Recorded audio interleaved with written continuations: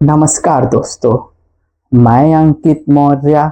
आज जो टॉपिक लेकर आया हूँ वो है बोट लाइफस्टाइल स्टार्टअप कंपनी।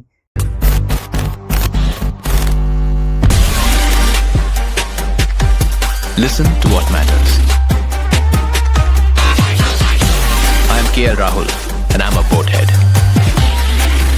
जिसका पेरेंट्स कंपनी है इमेजिंग मार्केटिंग प्राइवेट लिमिटेड, जो अब पब्लिकली होने जा रहा है। मतलब बोट लाइफस्टाइल कंपनी अपना आईपीओ इनिशियल पब्लिक ऑफरिंग लेकर आ रहा है।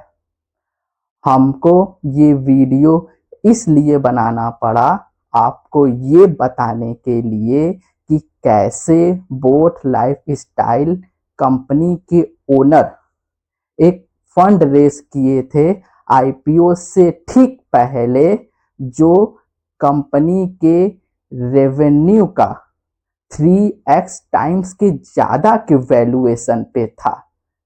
जबकि उस फाइनेंशियल ईयर्स में 2022, 2023 और उसके बाद वाले फाइनेंशियल ईयर्स में 2023, 2024 दोनों में ही कंपनी ने लॉस किया था। जब इन्वेस्टर और फंड देने से मना कर दिए, तब बोट लाइफस्टाइल कंपनी के ओनर ने ये निर्णय लिया कि अब आईपीओ के जरिए पब्लिक से फंड रेस किया जाए और एक मोटा मुनाफा के साथ अपने इन्वेस्टर को एग्जिट दिया जाए। ये सब मैं आगे बताऊंगा कैसे। इस साल से पहले वाले साल में भी, साल 2022 में कंपनी अपना आईपीओ लाने का निर्णय किया था। कंपनी के ओनर ने कंपनी का documents DRHP draft red herring prospect file SEBI को जमा तक कर दिया, पर बाद में कंपनी के ओनर को ये रियलाइज हुआ कि जिस वैल्यूएशन पे कंपनी का आईपीओ लाना चाह रहे हैं उस वैल्यूएशन पे कंपनी का आईपीओ नहीं आ सकता। तब कंपनी के ओनर ने सेबी से अपना डॉक्यूमेंट्स ये कहते हुए वापस ले लिया कि अभी बाजार में अस्थिरता है। उसी साल 2022 में जनवरी में बोट लाइफस्टाइल कंपनी अपने आईपीओ के जरिए जो फंड रेस करना चाहता था वो था 2000 करोड़, जिसमें से 900 करोड़ फ्रेश इशू था, जिसमें कंपनी के ओनर अपना इक्विटी डाइल्यूट करते हैं और 1100 करोड़ ऑफर फॉर सेल था उनके लिए, जो कंपनी में पहले से ही इन्वेस्टर थे वो अपना इक्विटी डाइल्यूट करेंगे। उसी साल 2022 में ही कंपनी के ओनर ने सारा गेम प्लान बनाया। उसी साल 2022 में बोट लाइफस्टाइल कंपनी एक फंड रेस किया जो कंपनी के रेवेन्यू का 3.2x टाइम्स के ज्यादा के वैल्यूएशन पे था, ताकि कंपनी का वैल्यूएशन और आईपीओ का वैल्यूएशन दोनों बराबर हो जाए। ये सब मैं आगे आपको बताऊंगा कैसे कैसे। पर अब आते हैं कंपनी के इंट्रोडक्शन पे और कंपनी कौन कौन सा प्रोडक्ट सेल करती है। कंपनी बोट लाइफस्टाइल कंपनी की शुरुआत साल 2013 नवंबर 1 को हुआ, जिसके को फाउंडर थे समीर अशोक मेहता और अमन गुप्ता। हाँ, वही अमन गुप्ता जिसको आप लोग इस समय शार्क टैंक ऑफ इंडिया में देख रहे हैं। ये वही अमन गुप्ता है। जब कोई startup company shark tank of India में आती है फंड रेस करने के लिए और अपने कंपनी का वैल्यूएशन अपने रेवेन्यू से ज्यादा रखती है, तब यही अमन गुप्ता को वो वैल्यूएशन ज्यादा लगता है। पर वही अमन गुप्ता जब अपने कंपनी बोट लाइफस्टाइल के लिए फंड रेज करते हैं तब कैसे अपने कंपनी के रेवेन्यू के ज्यादा के वैल्यूएशन पे फंड रेज करते हैं, ये सब मैं आगे बताऊंगा धीरे धीरे। इमेजिंग मार्केटिंग प्राइवेट लिमिटेड की शुरुआत तो साल 2013 नवंबर 1 को हुआ था। दोनों ने मिलकर इस कंपनी की शुरुआत किया था, पर जब ज्यादा ग्रोथ कंपनी में नहीं दिखा तब साल 2016 में एक नए सब्सिडरी कंपनी की शुरुआत किया जिसका नाम था बोट लाइफस्टाइल स्टार्टअप कंपनी। शुरुआत में इमेजिंग मार्केटिंग इंडिया के तहत जो प्रोडक्ट सेल किया जाता था वो था ईयरफोन, हेडफोन, स्पीकर। पर कंपनी को 3 साल तक रन करने के बाद जब रेवेन्यू में ज्यादा ग्रोथ नहीं दिखा तब जाकर एक नए कंपनी को लॉन्च किया जिसका नाम था boat lifestyle company. Sameer Ashok Mehta whole team director है और साथ ही में सीईओ है बोट लाइफस्टाइल कंपनी के, और वहीं पर Aman Gupta whole team director है और साथ ही में सीएमओ है, चीफ मार्केटिंग ऑफिसर है बोट लाइफस्टाइल कंपनी के। Boat lifestyle company D2C direct to consumer के तहत अपने वेबसाइट और ई कॉमर्स प्लेटफॉर्म से और B2B बिजनेस टू बिजनेस के तहत जो प्रोडक्ट सेल करती है वो है पर्सनलाइज प्रोडक्ट, जिसमें नेक बैंड है, वायरलेस ईयरफोन है, वायरलेस हेडफोन है, स्मार्ट वॉच है, वायरलेस स्पीकर है, वायर्ड हेडफोन है, वायर्ड ईयरफोन है, साउंड बार है, एक्सेट्रा। और एक नया प्रोडक्ट अभी हाल ही में लॉन्च किया है जिसका नाम है स्मार्ट रिंग। इतना सब प्रोडक्ट बोट लाइफस्टाइल कंपनी अपने ब्रांड के नाम पर ऑफलाइन एंड ऑनलाइन दोनों प्लेटफॉर्म चैनलों से सेल करती है।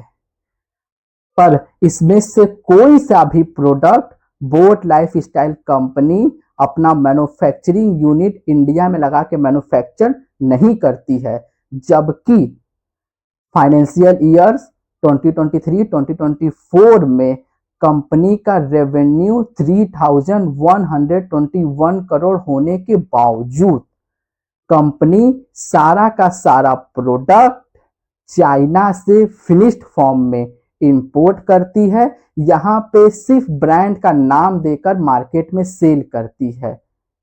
ये सब बात कोरोना काल के पहले का है।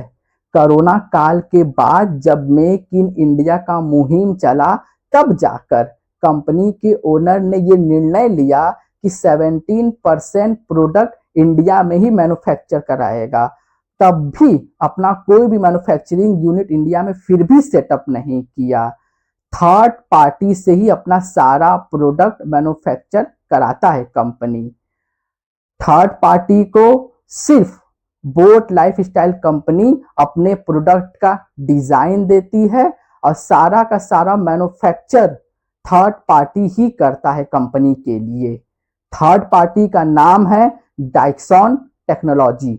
डाइक्सॉन टेक्नोलॉजी और बोट लाइफस्टाइल कंपनी दोनों ने मिलकर 50-50% का ज्वाइंट वेंचर साइन किया है। इस ज्वाइंट वेंचर के तहत Dixon technology boat lifestyle company के लिए जो प्रोडक्ट मैन्युफैक्चर करेगा वो है bass head 100, bass head 152, bass head 225, rockets 255 pro, rockets 235 version 2, airdopes 101, airdopes 381, airdopes 441, power banks, charging cable, power bricks. Dixon technology इतना सब product manufacturing करने के बाद भी सिर्फ 17% ही प्रोडक्ट कंपनी के लिए मैन्युफैक्चर कर पा रहा है। अभी भी कंपनी को 13% प्रोडक्ट चाइना या अन्य देशों से इंपोर्ट करना पड़ता है। अब आते हैं सबसे महत्वपूर्ण बात पे जिसके लिए ये वीडियो बनाया जा रहा है, फंडिंग। बोट लाइफस्टाइल कंपनी किन किन इन्वेस्टर से कितना कितना फंडिंग लिया है। बोट लाइफस्टाइल कंपनी कुल 9 बार फंड रेस किया है अलग अलग इन्वेस्टर से, जिसमें 2 बार सीड फंड रेस्ड है जिसको अर्ली फंड रेस कहते हैं, या जब कंपनी अपने शुरुआती समय में होता है और जो फंड रेस करता है उसको सीड फंड रेस करते हैं। उसके बाद कंपनी 3 बार डेब्ट लिया, मतलब कर्ज लिया, 2 बार सीरीज बी में फंड रेस किया और 1 बार सीरीज सी में फंड रेस किया। ये आखिरी फंड रेस होता है। इसके बाद कंपनी सीधे आईपीओ लाता है।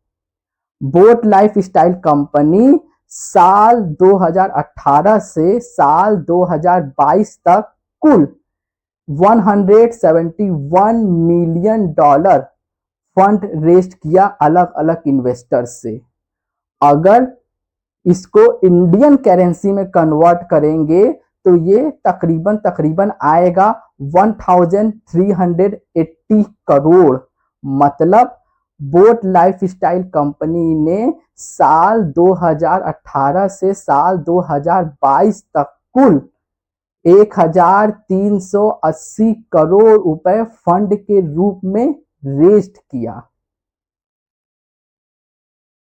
कंपनी ने अपना पहला सीड फंड रेस्ट किया था साल 2018 अप्रैल 6 को, कुल $922,000। इंडियन करेंसी में ये होता है 6.5 करोड़। तब कंपनी का वैल्यूएशन रखा गया था $14.6 मिलियन। इंडियन करेंसी में होता है 103 करोड़। इन्वेस्टर था फायरसाइड वेंचर। ये फंड रेस आप याद रखिएगा क्योंकि यही फंड रेस आगे जाके मैं एग्जाम्पल के रूप में लूंगा कि कैसे कंपनी ने अपने इस इन्वेस्टर को सिर्फ 4 साल में ही इतना सारा मुनाफा बना के दे दिया है कि आप सुन के हैरान हो जाएंगे। कंपनी ने अपना दूसरा सीड फंड रेस किया साल 2019 में जनवरी 8 में, कुल $2.16 मिलियन। इंडियन करेंसी में ये होता है 15 करोड़। तब कंपनी का वैल्यूएशन रखा गया था $67.8 मिलियन। इंडियन करेंसी में ये होता है 489 करोड़। सेम इन्वेस्टर से, फायरसाइड वेंचर से।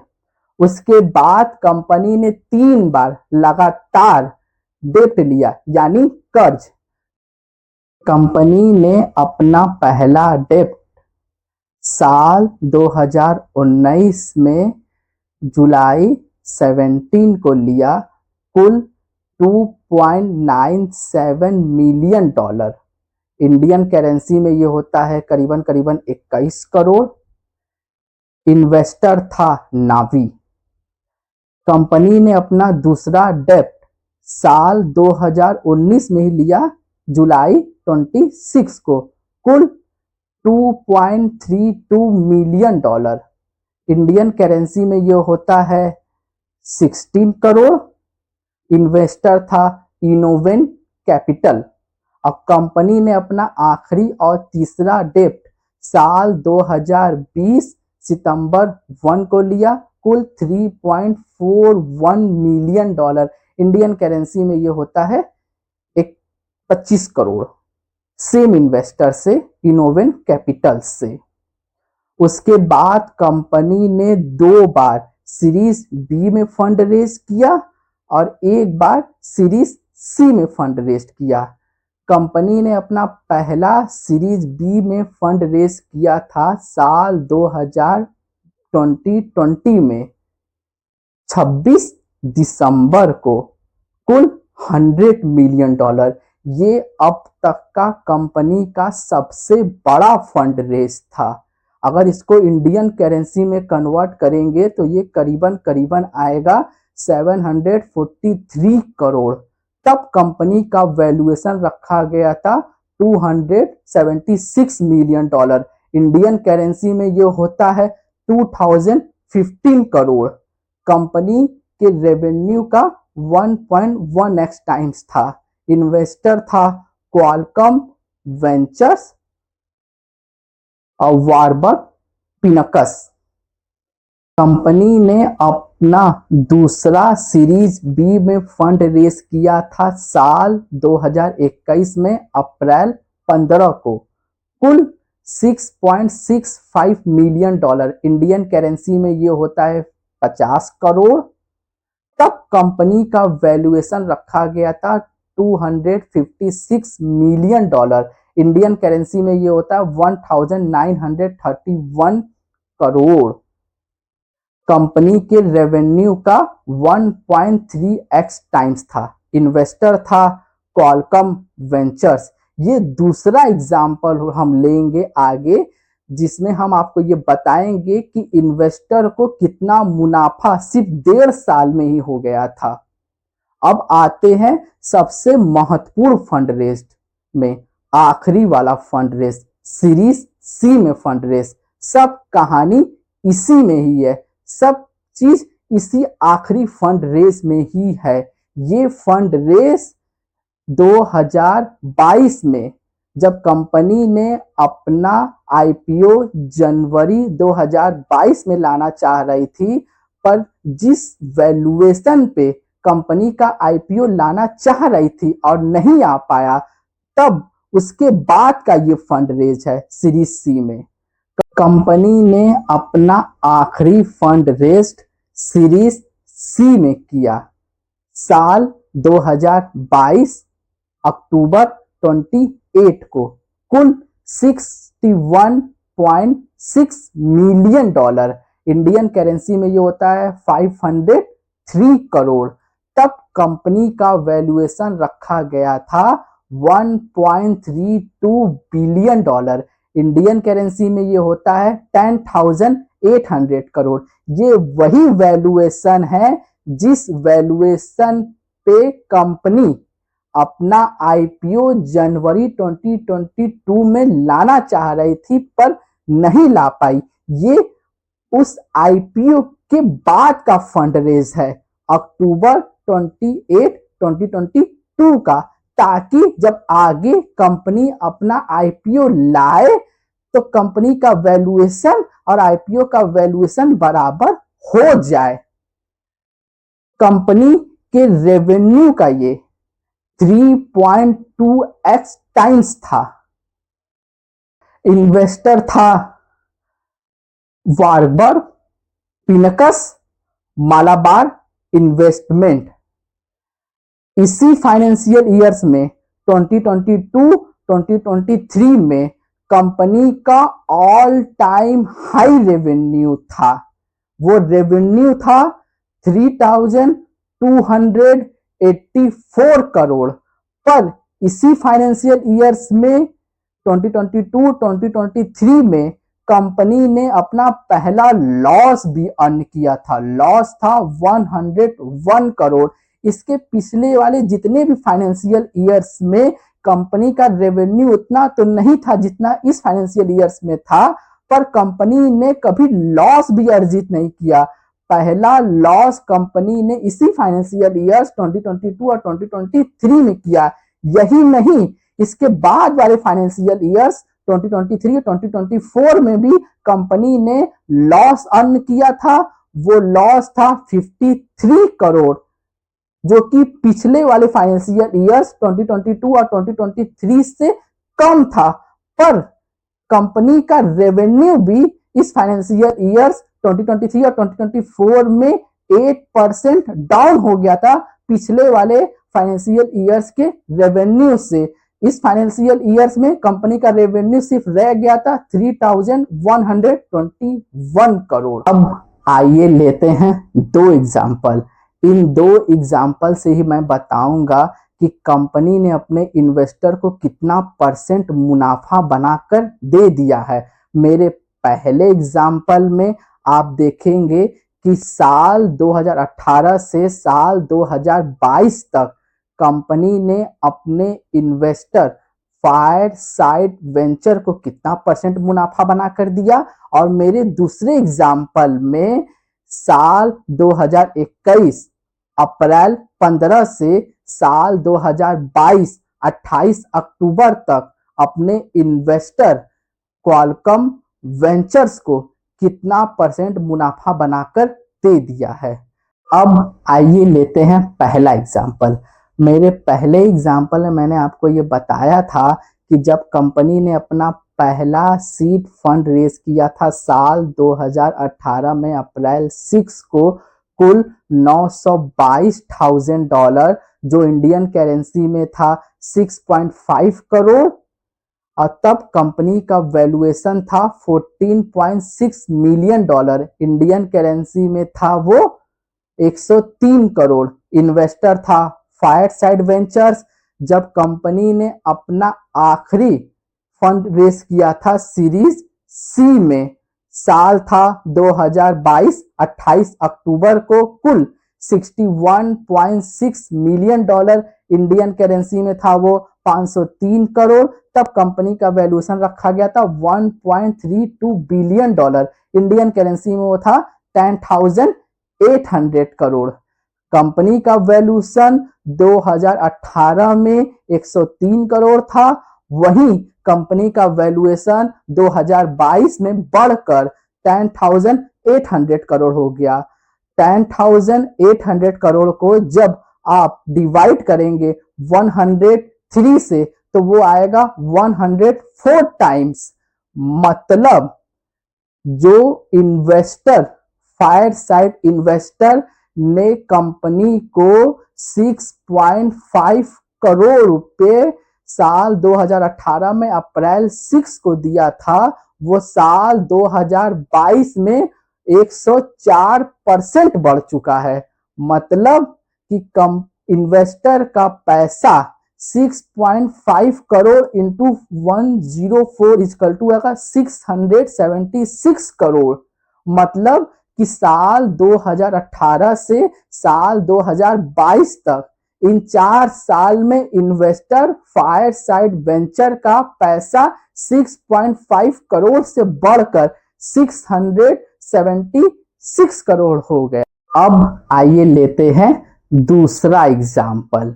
मेरे दूसरे एग्जाम्पल में भी मैंने पहले बताया था कि जब कंपनी ने अपना दूसरा सीरीज बी में फंड रेस किया था साल 2021 अप्रैल 15 को कुल 6.65 मिलियन, जो इंडियन करेंसी में ठहरता था 50 करोड़, तब कंपनी का वैल्यूएशन रखा गया था 256 मिलियन, जो इंडियन करेंसी में ठहरता था 1,931 करोड़। इन्वेस्टर था क्वालकॉम वेंचर्स। और जब कंपनी ने अपना आखिरी फंड रेस किया था सीरीज सी में, साल था 2022 28 अक्टूबर को कुल 61.6 मिलियन, इंडियन करेंसी में वो ठहरता था 503 करोड़। तब कंपनी का वैल्यूएशन रखा गया था 1.32 बिलियन, इंडियन करेंसी में वो था 10,800 करोड़। कंपनी का वैल्यूएशन 2021 में 1,931 करोड़ था, वहीं कंपनी का वैल्यूएशन 2022 में बढ़कर 10,800 करोड़ हो गया। 10,800 करोड़ को अगर हम डिवाइड करेंगे 1,931 करोड़ को तो वो आएगा 5.5 टाइम्स। मतलब जो इन्वेस्टर क्वालकॉम वेंचर इन्वेस्टर ने साल 2021 अप्रैल 15 को 50 करोड़ रुपए कंपनी को फंड के रूप में दिया था, वो साल 2022 28 अक्टूबर आते आते 5.5 टाइम्स बढ़ गया। मतलब इन 1.5 साल में इन्वेस्टर का फंड 15 करोड़ इंटू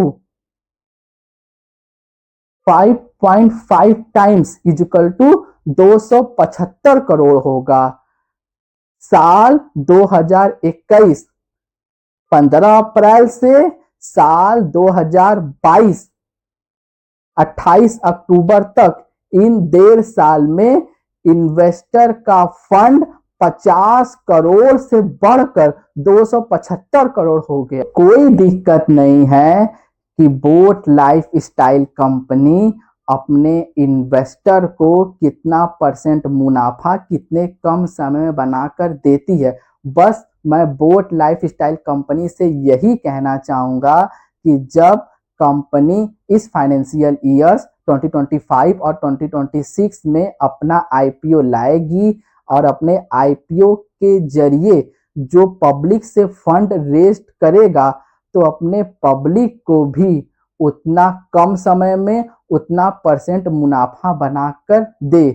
अगर कंपनी अपने इन्वेस्टर को मुनाफा बनाकर देने के लिए प्रतिबद्ध है तो कंपनी अपने पब्लिक को भी उतना परसेंट मुनाफा बना के देने के लिए प्रतिबद्ध रहे। बस मैं बोट लाइफ स्टाइल कंपनी से यही कहना चाहता हूं। अब जाते जाते ये भी देख लीजिए कि बोट लाइफ स्टाइल कंपनी का शेयर होल्डिंग पैटर्न दिसंबर 2023 तक का। नमस्कार फ्रेंड्स।